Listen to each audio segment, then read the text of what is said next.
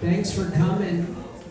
A few of us have prepared some remarks, and unfortunately, my sister could not be here. So,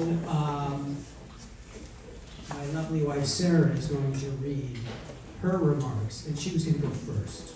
So,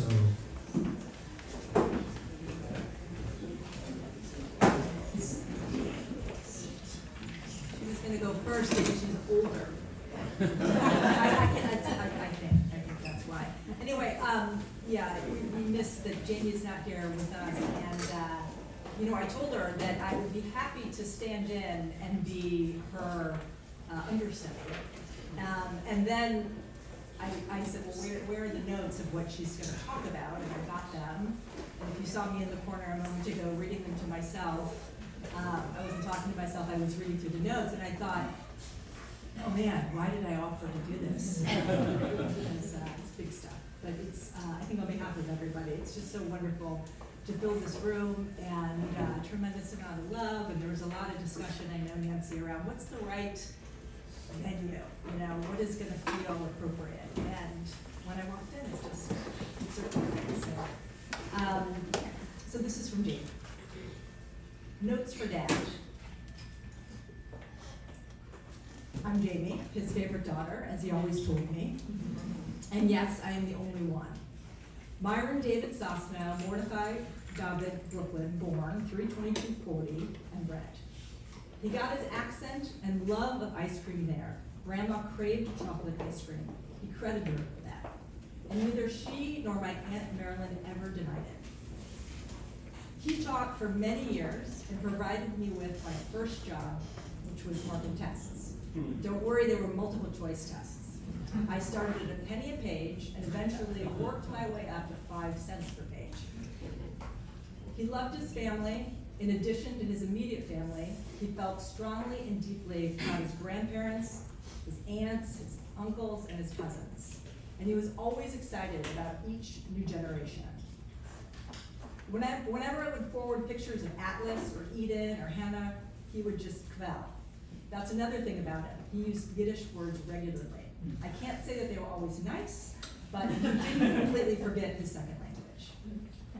I want to emphasize that he felt the same way about the family on my mom's side. They were no different to him. And once you married into the family, you were equally his cousin, his niece, his nephew, his cousin, etc. His chosen family of friends were always very, very dear to him. Matt, Sara, Helene, and Stella, his beautiful granddaughters, meant everything to him, as did my mom. They were married for 62 years. My dad loved to laugh. I would call him regularly with jokes, both good and really, really bad ones, and it didn't matter. In fact, I could often tell who he was talking with by his laugh. My dad believed in chatting with people, not necessarily mindless small talk, but saying hello to the clerk and asking how they were doing, going to the teller at the bank, and chatting with the person at the checkout line in the supermarket. You never know if you're going to be the only person who smiles at the other person and acknowledges them that day. To be honest, he was also worried about people losing low-income jobs. Once we were still living in Teaneck, there was a knock at the door. An immigrant gardener, a stranger, had lost his wallet and needed money to get home.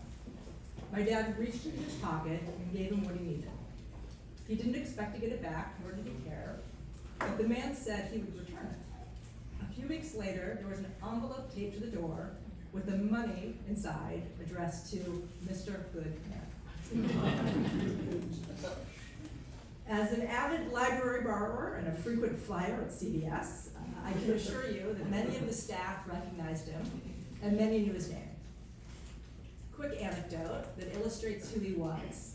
He'd been going to the same dentist office in Rockefeller Center for most, if not all, of my life. I recently had to cancel an appointment with Anastasia, his hygienist. I had no idea what the dentist's name was, but he always mentioned Anastasia. I felt I needed to tell her and not just cancel and ghost her when I had to change his appointment.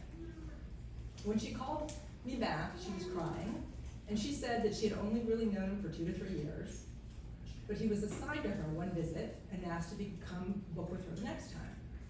She only worked 1 day a week, and he said, Anastasia, I don't work, my time is my own, and I really like chatting with you. And a friendship was born. He wouldn't take Accessoride to Midtown just for anyone. A few last minutes. My dad was the president of the Found Money Club, I, Jamie, and the founder and CEO. He enjoyed counting up what we found each year, doubling it, and then debating where to donate it. You'd be surprised how much money is left lying on the ground. It's important to give to charity. He liked to travel. He also loved to shop right. He didn't like being the center of attention, although his sartorial sense of style might indicate otherwise. He did not do formal exercise, but the man made running errands into an almost Olympic-worthy sport. The only groups of people my dad did generalize about were other drivers. And some of you had the misfortune of being in the car with them, and MAGA Republicans. But to be honest, if any of you are one or the other, and are here, he still would have loved you. I have no idea what happens afterwards. I don't spend much time thinking about it, but I know that he still missed his mother. He missed his sister, his father, and his brothers-in-law. His grandparents, aunts and uncles, and cousins and friends, because he told me often that he did. If you're looking for a sign, he will not be a pigeon or a rodent. He knows how much I hate them. I hope if possible, he's having a glass of scotch or a bottle of bread or a scoop of maple walnut ice cream, whatever he wants, with loved ones and friends, and giving my love to everyone like I asked him to. He would only rarely hang up the phone without saying, I love you, Jay, and blowing me a kiss. And I will miss him tremendously.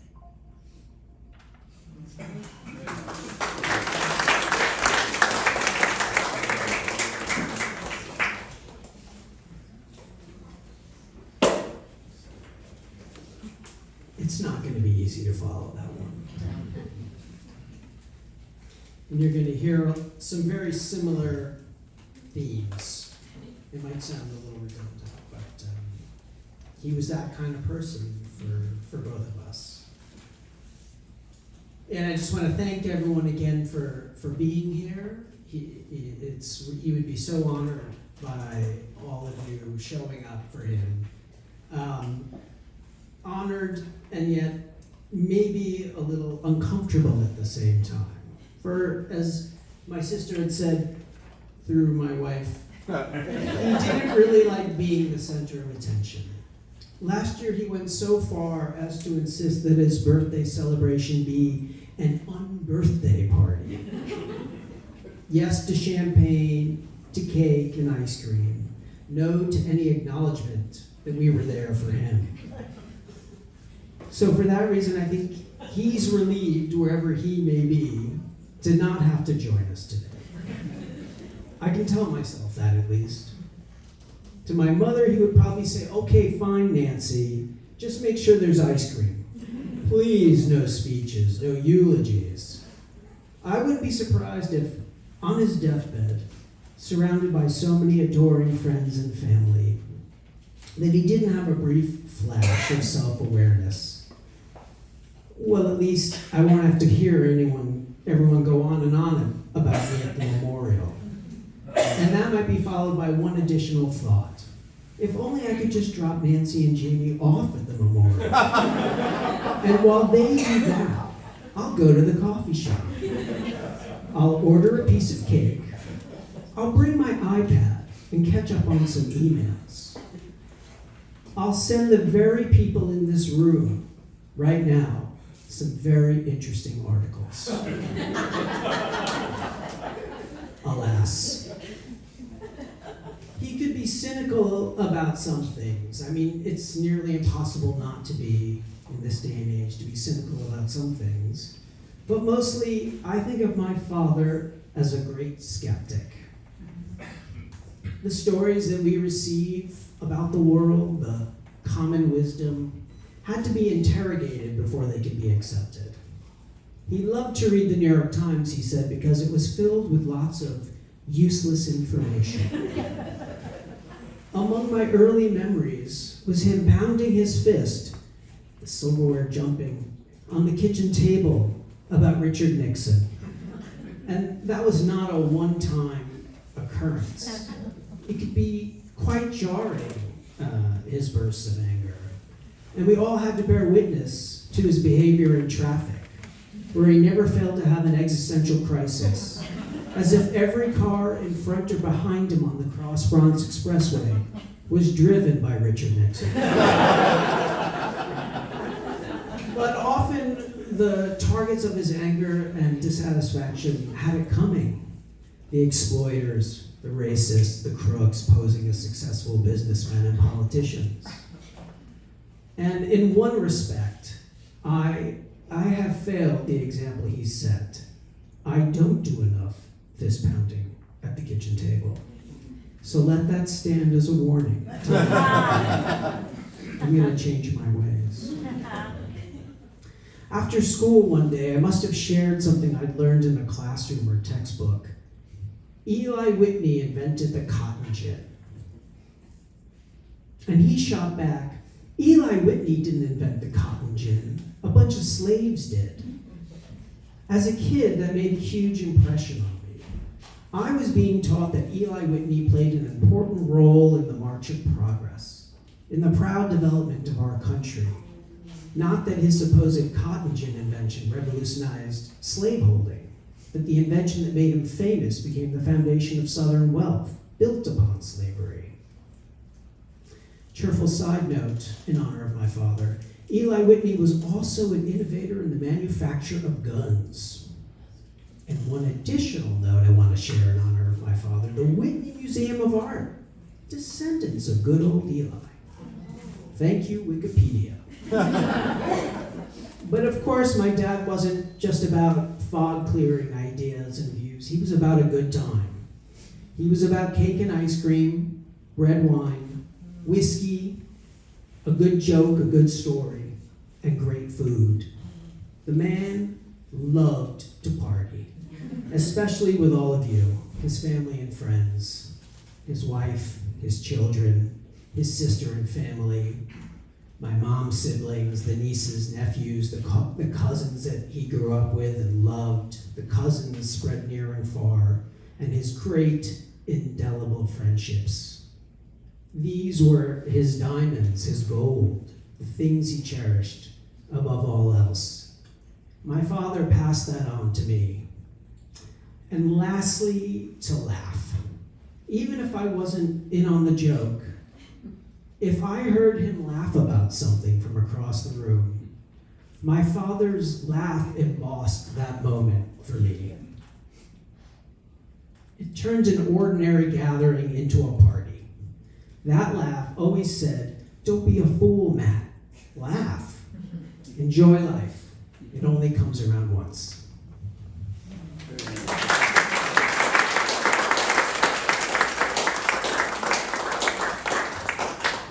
We were going to ask some other people as well to share some thoughts if they wanted to. I know, is Jeffrey, are you?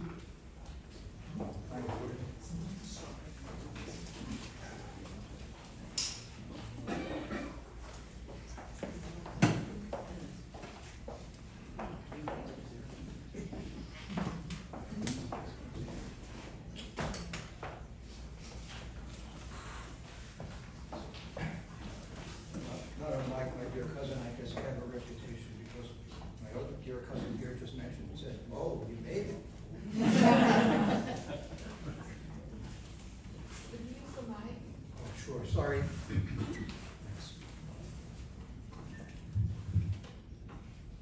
I have three vivid childhood recollections. Mickey features in two of them. My parents in the first were walking me across the street from our home in Brooklyn in deep snow in the midst of a blizzard, each holding a hand. I think I was about 2. In the second, I was at the house facing the same direction in the spring when Mickey hoisted me up on his crew-cut head. He was wearing a white crew-neck t-shirt, jeans, and a wide belt buckle on the side.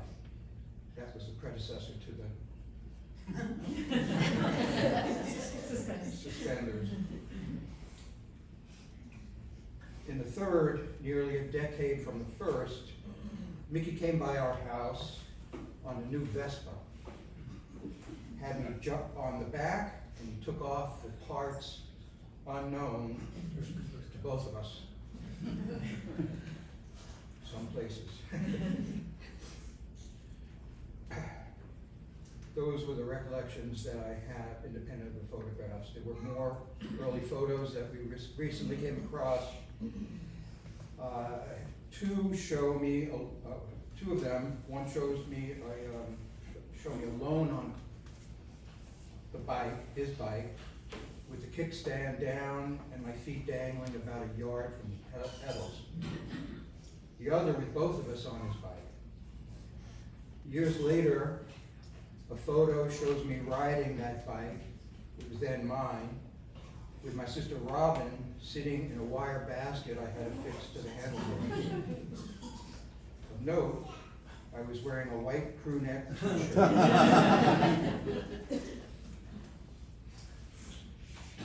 Time spent with Mickey meant having fun, to be sure. But it also meant exposure to a larger world. Every encounter was an occasion of discovery. A great writer, an inspirational biography, an exhibition, a biological phenomenon, a documentary, a political or philosophical debate. The scope of his interests was endless. The library to him represented sustenance wherever he found himself, as surely as tasting delectable new foods. There was no ambiguity in Mickey's likes and dislikes, but he was always attentive and open to reading, seeing, listening, and learning more. That I could introduce him to new composers or renditions of favorite pieces, admittedly they were limited to Bach, was always gratifying. Mickey did not suffer fools gladly. He did not suffer them at all when they were behind the wheel. I've told a number of you of our trip to Rochester at Christmas in 1967. I had applied to the university there, and Nancy's wonderful mother, father, and siblings had graciously invited me to stay with them and tour the school. Jamie, infant, and I were in the back of the Volvo. We hit a snowstorm as soon as we left the city, and soon after that, and it only worsened for the remainder of the trip to Rochester. By the time we arrived, between Mickey swearing and hollering at every third driver, and Jamie crying when he did, not only did I lose interest in visiting the school, I was hoping to get rejected.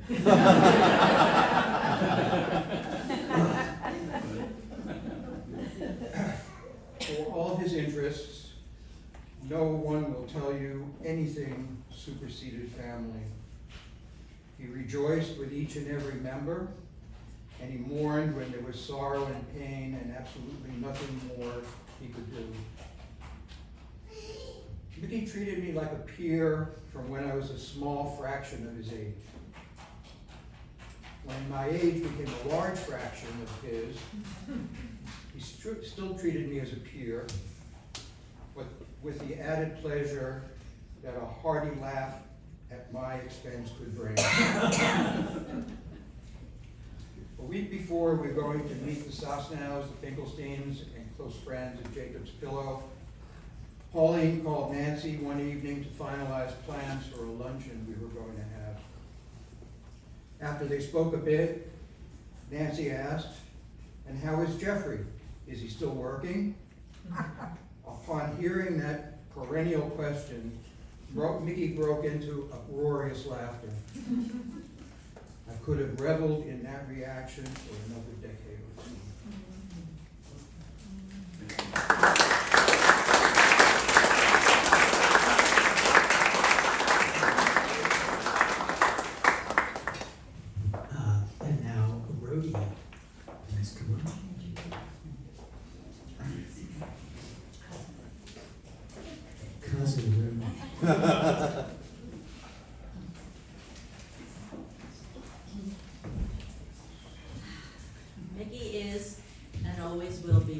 favorite people on the planet.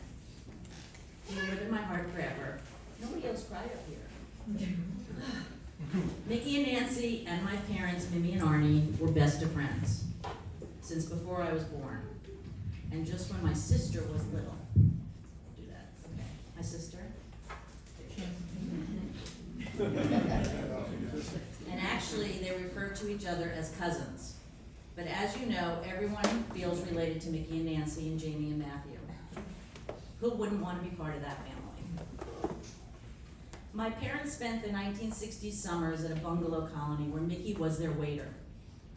That story that Mickey and my dad used to tell us was that they became instant friends with like-minded senses of humor and similar outlooks on the world. When Mickey fell in love with Nancy, he told my parents everything about her and wanted their approval before he proposed. So that wouldn't have happened if it wasn't for my parents. When Mickey and Nancy wanted to move to the Amalgamated, my parents sponsored them and probably threatened the co-op board to let them in. That is how much they loved you guys. Hearing Mickey, Nancy, Mimi, and Arnie talking and laughing loudly, and nonstop was a constant in my life. Some of the best memories ever, and I still hear them when I need to. When my parents were gone, nothing changed in my relationship with the Sosnows. Mickey made sure to be there to tie the famous Mimi ribbon to scare away the evil under my son Malcolm's crib when we brought him home from the hospital. And he and Nancy were there at all the important occasions, the good and the bad, graduations, weddings, and funerals, always with unconditional love, support, and lots of loud laughter even through the tears. Mickey still grilled me as to what route I took the drive from my house to the Bronx or to the Berkshires, and he always gave the biggest, best hugs and kisses. He was focused and interested on the details of my life and always made a wave with his hand when I told him something stressful. He'd say, which I translated as, in Mickey terms, don't sweat it, it is what it is. And Mickey never seemed to sweat anything. He always seemed so strong to me, wise, authentic, supportive, and loving. It's hard to imagine a world without him. To Jamie, Nancy, Mickey, Sara, Pauline and Stella, I'm deeply sad and beyond, and sorry beyond words that he's not here. He lives on in all of us, and always will. We will keep telling his stories. I love you.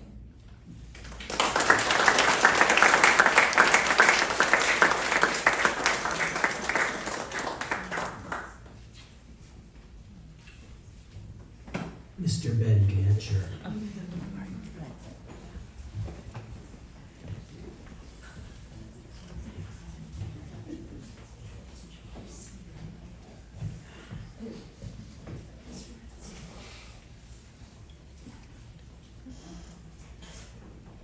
So yeah, I'm Ben Gancher. Matt and I met in nursery school in the Amalgamated, a housing co-op nearby, just outside the Garden of Eden. And we brought our parents together. My father, Neil, and Mickey were close friends. He and my mother, Julie, were too. My mom's in the back. As she is with Nancy, as are my sister, Rebecca, who dearly wishes she could be with us today. And Jamie and Matt and all of us mixed together and mixed in with many of you. When I started teaching, Mickey would greet me with Mr. Chips, a reference to the novel and film Goodbye, Mr. Chips, about a beloved teacher. I knew he was being friendly, but I also misheard the nickname as dubious, rueful, resigned. In part, this was because when I was a kid, Mickey seemed more cynical about the job than happy or proud. I thought that for him, as for me, deciding to teach had been a compromise with economic necessity. Now I think that I misunderstood his complaints, or couldn't fully understand his ambivalence, certainly couldn't fully understand the necessity for compromises. After I had grown up somewhat, I heard fellowship and pride in his, oh, Mr. Chips. One evening, when we were talking about the differences between teaching in public and private schools, I must have been regretting some aspect of the job, my role in upholding the economic status quo, or wondering what else I could do that would be more immediately and obviously socially impactful. Mickey said, "But you're good at it." It was a perfectly modulated comment that connected me to my talents as well as how I had been doing and could continue to do good in the world. And that clear, direct statement brings me to what I'm going to call the Mickey Way. And I think we're all talking about the Mickey Way in some way. It's Mickey's way of being in the world, and honors In the Night Kitchen by Maurice Sendak, another Brooklynite. Sendak's Mickey Way is a pun on the Milky Way, the stars that watch over us, the stars we steer by. Here are 3 ingredients of the Mickey Way. Number 1, Mickey took people as they came. He was interested in all comers and he did not judge.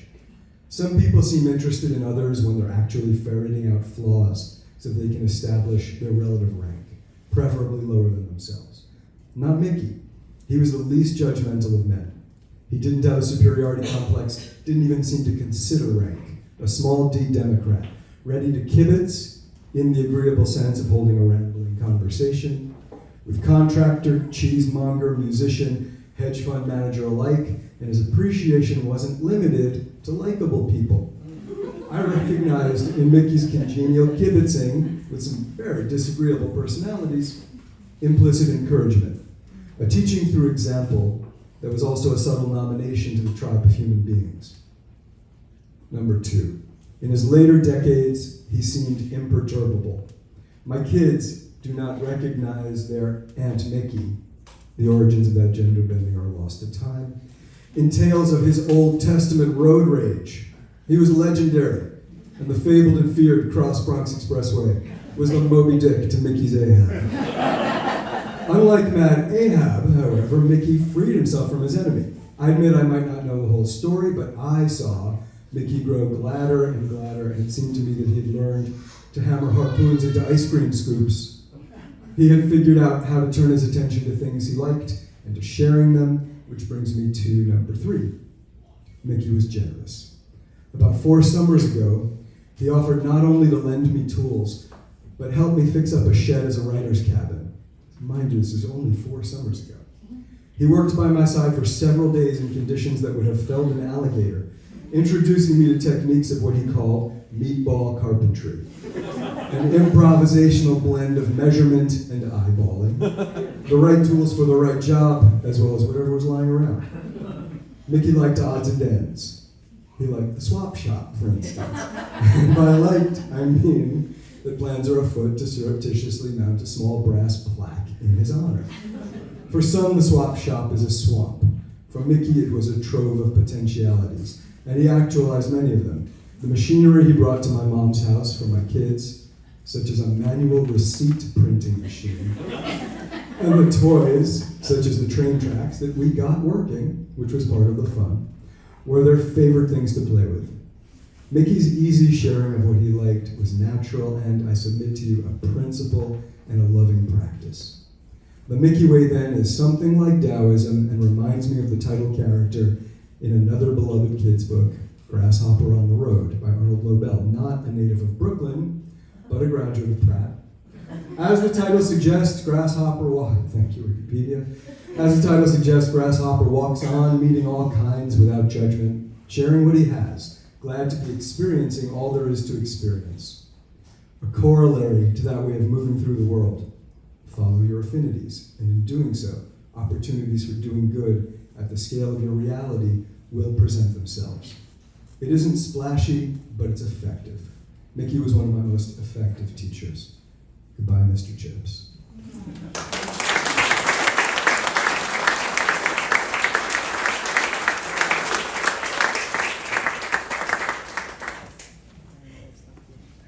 Does anybody else want to come up and?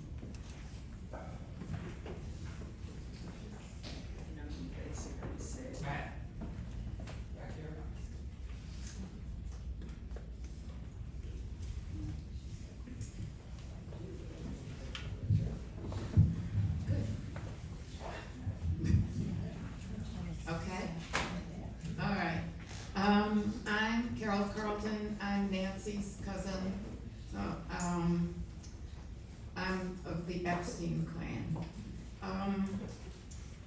My husband Alan was sitting there, and we will remember Mickey for having sharp eyes and spotting things that others miss.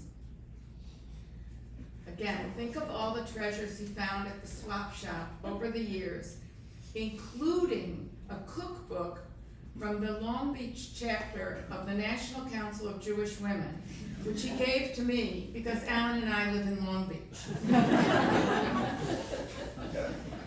He was the one, when we were in Paris together, who noticed the street signs in Paris that bear two street names, one from before the French Revolution and the other from after. So you never get rid of the history teacher. But our favorite story, and one that will live on for many years, at least in our family, is about a sign at a fruit and vegetable stall in the Pike Place Market in Seattle. Mickey and my husband Alan shared a strong dislike of Brussels sprouts. The sign at that stall labeled the vegetable "Little Green Balls of Death." Mickey took a photo, sent it to Alan, and that is now and will always be the name in our family for this cruciferous vegetable.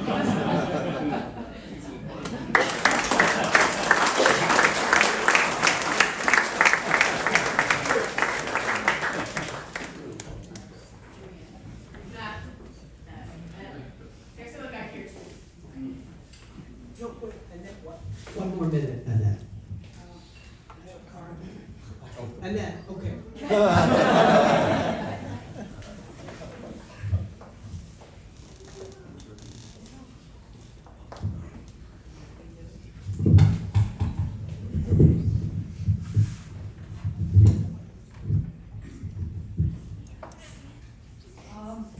everyone, I'm Annette Berkowitz, a friend of the Sosnows. I don't know, can you hear me? Yes. Sure. Hear me well, I skipped that microphone. I have nothing prepared, except I have an artifact, and I will get to it in a minute. First I want to say, I tried to think of what to say, and how do you summarize more than 50 years of friendship? Our children were peers in nursery school. Nancy and I were on the opposing teams, opposing the membership, opposing the director of the nursery school, but we remained friends. We remained friends for many years. We lived together in the Amalgamated, where we were, the two families and many others were members of one of the oldest food co-ops. That was eventually written up in New York Magazine. And in that wonderful community, through the food co-op, David, my husband, he's back there, and Mickey, one time they went shopping at the Hunts Point Market. It was their turn to get vegetables. And on that day they brought kale, and Mickey didn't like vegetables. And the story of what happened with the kale is a long one, so I'll skip it. Suffice it to say that I've never had kale since. Now, I have, David and Mickey shared a lot of great times at the woodworking workshop in the Amalgamated. And we shared many, many wonderful dinners together. And I'll never forget, Mickey's lamb sausage is the only lamb I'll ever eat. So I guess I won't be eating it anymore. But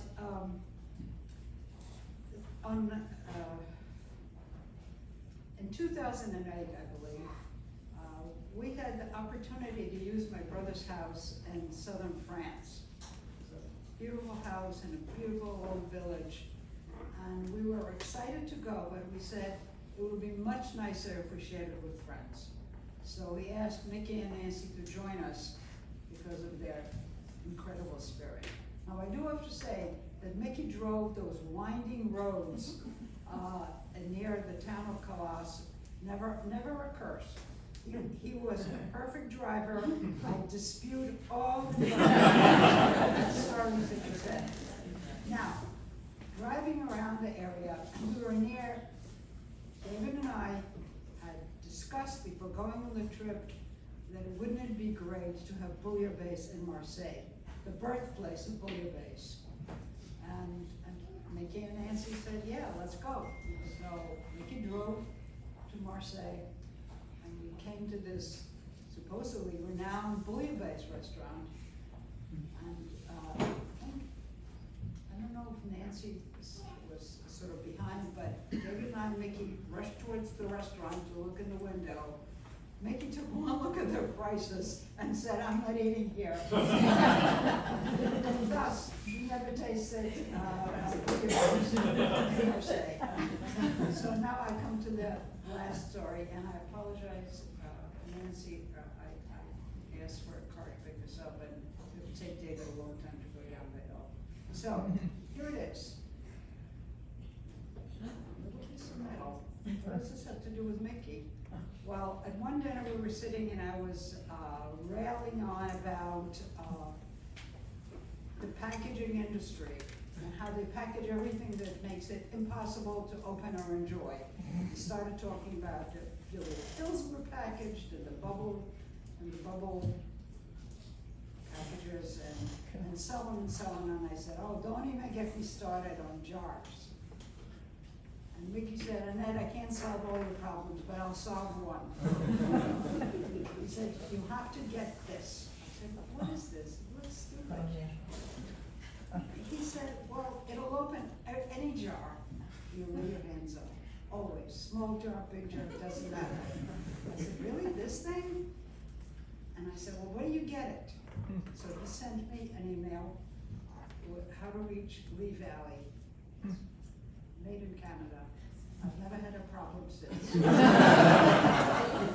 if you want to remember, Mickey, the way I do, every time I open my kitchen drawer with my kitchen tools and I see this, I smile and I think of Mickey, how practical he was, how funny, how charming, and what a somebody, he said genuine. He was a real genuine human being.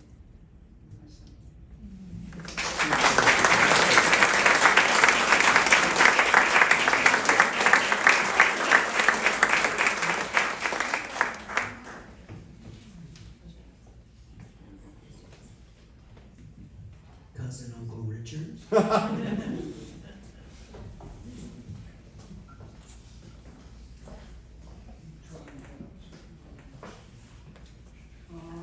Use the mic, please.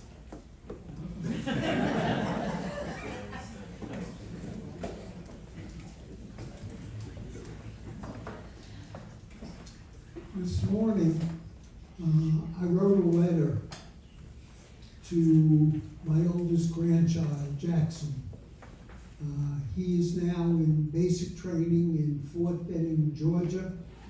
And yesterday we found out the dates of his graduations from basic and then his advanced training, whatever it is. And we as a family were so excited.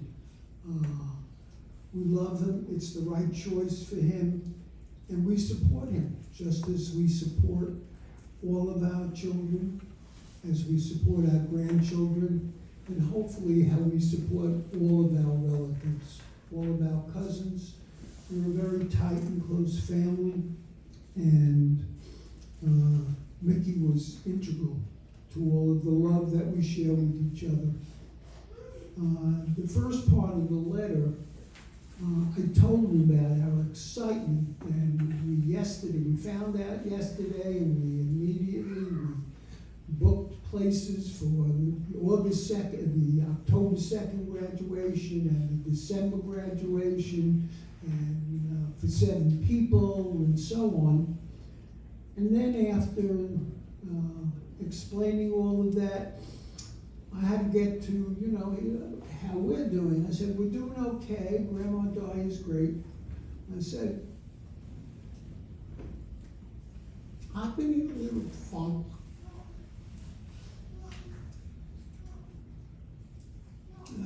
Since Mickey passed, I've been in a funk. And started telling him how when I was growing up, and he was only like 5 years old, but he was the be-all and the end-all. I idolized him. I don't think he knew that, but I did. And I started telling him that, my grandson, that when I was in my 30s, and part of a progressive community known as hippies, I really wasn't. I was sort of a charter member that they let me in. But I started to try and build a nuclear family with all of my incredibly tight friends, and how, we were going to change the world. We were going to be, each of us were going to be brothers and sisters to each other. And of course, over time, a lot of the friendships, some people moved away, some got married, some had their own children. But I realized along the way that our tight Abramsky family, and it extended because our process and our approach was to draw in. If someone got married, well, then we inherited an entire family. And with Mickey, our relationship over the years only enhanced. We developed a friendship, a very close friendship. We were cousins. Everyone in our family is a first cousin, or an uncle, or an aunt, or some other title. I have 3 godchildren, so I have 3 of them. To them, I'm a, whatever that is, I don't even know. And, but that, I realized along the way that if you have family, because family is the heart of all, and if they evolve, if you personally evolve with 1 or 2 or 10 interpersonal friendships, that you have created the best of all worlds. You have family, you have friend, and nothing can top that. Mickey was my friend. Mickey was my brother. And I will miss him dearly.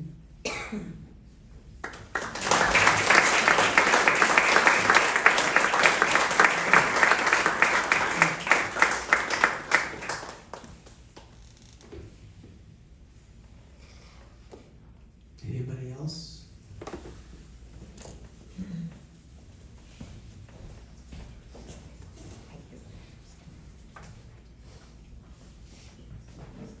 I'm Cousin Lauren, and I'm going to be very short. I don't have anything prepared. I have, if you want to, you can hit me up. I have about 15 radio plays that the Sosnows did for me on my birthday, and I will listen to them over and over. There's one thing that I wanted to say. I was an adult when I found out that Mickey pronounced his last name Sosnow. And I respect everyone gets to choose how they want their name pronounced. And from this day forward, everyone who I know is a Sosnow. But this one time I want to say, I love you, Mickey Sosnow.